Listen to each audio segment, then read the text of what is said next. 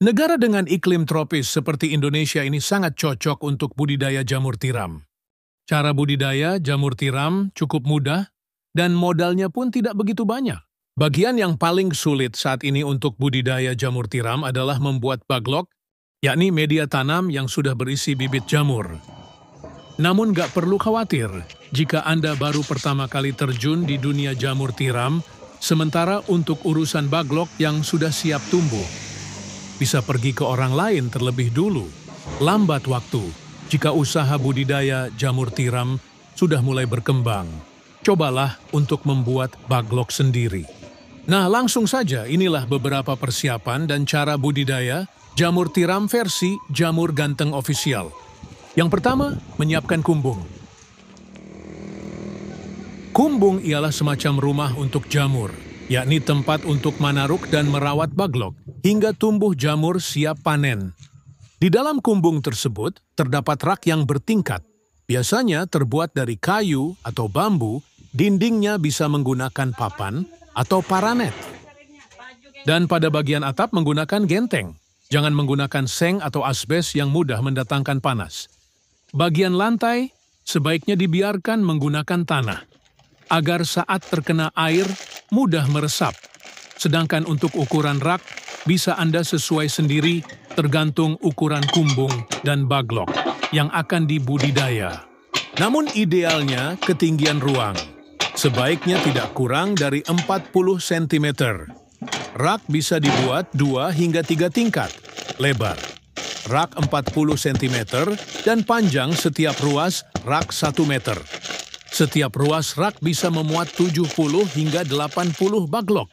Kemudian menyiapkan baglok. Perlu kalian tahu, kualitas baglok yang bagus sangat mempengaruhi pertumbuhan dari jamur itu sendiri. Baglok ialah media tanam untuk meletakkan bibit jamur yang terbuat dari serbuk gergaji. Serbuk kayu tersebut dimasukkan ke dalam plastik berbentuk silinder dan pada ujung plastik diberi lubang, di mana lubang tersebut nantinya jamur tiram akan tumbuh keluar. Saat ini baglok jamur tiram YJ berbobot 1 kg dijual, kisaran harga 3.000. Cara merawat baglok. Pertama, silahkan letakkan baglok pada rak yang sudah berada di kumbung. Anda bisa menyusunnya secara vertikal atau horizontal. Jika menyusun secara horizontal, berarti lubang baglok berhadapan ke samping. Sedangkan jika secara vertikal, maka lubang baglok menghadap ke atas. Namun biasanya, untuk para pemula lebih milih untuk menyusun baglok secara horizontal. Hal ini dilakukan agar tidak ada air yang masuk secara berlebihan saat nyiram baglok dan proses panen pun bisa lebih mudah. Kapan penyiraman dilakukan? Penyiraman penyemprotan dilakukan setelah panen pertama jamur tiram. Baru dilakukan. Penyiraman biasanya dilakukan sebanyak 3 kali dalam sehari.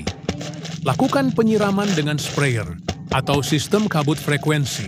Penyiraman 2-3 kali dalam sehari tergantung suhu dan kelembaban kumbung. Proses panen.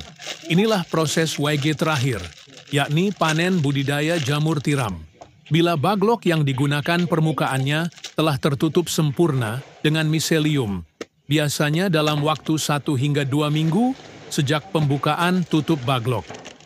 Baglok yang memiliki bobot sekitar 1 kg akan menghasilkan jamur sebanyak 0,7 kg.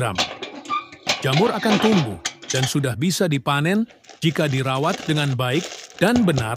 Baglok jamur bisa dipanen hingga 4-5 kali panen. Setelah itu, baglok dibuang atau bisa digunakan bahan ompos.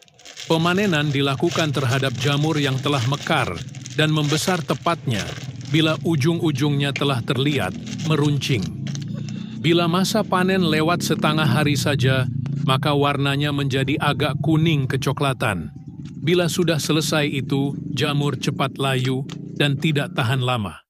Kemudian jarak panen pertama ke panen kedua berkisar 2 hingga 3 minggu. Semoga bermanfaat dan barokah. Amin, amin, amin. Monggo YJ minat mau usaha jamur tiram, bisa diorder baglok jamur tiramnya via 108 5259 352057 atau via Shopee, Yayan Mushroom, gratis, konsultasi seputar dunia perjamuran, tidak usah khawatir, takut gagal siap dibimbing sampai berhasil.